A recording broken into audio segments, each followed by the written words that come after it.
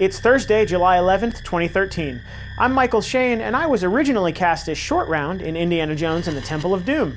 This is 90 Seconds on the Verge. The rumors were true. Microsoft announced massive company-wide restructuring today. CEO Steve Ballmer wrote in a memo that the vision is for, quote, one Microsoft. Practically speaking, that means distilling the company down to 4 different engineering groups. In the memo, Ballmer says, quote, one strategy united together with great communication, decisiveness, and positive energy is the only way to fly.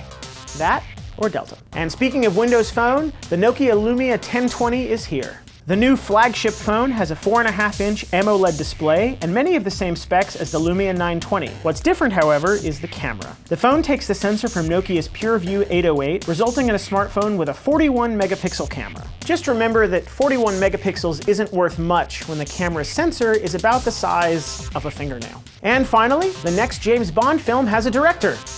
And it's the guy that directed the last one. Sam Mendes will helm the 24th Bond film, scheduled to hit the US in November of 2015. And yes, Daniel Craig will also be back as 007. It shouldn't be long before we find out what crazy car James Bond will be driving in the next film, but I think we all know that what everyone really cares about is whether he'll be using iOS or Android. That's it for today's top stories. Coming up tomorrow, NASA discovers a planet that rains glass sideways at 4,500 miles per hour, because space is awesome.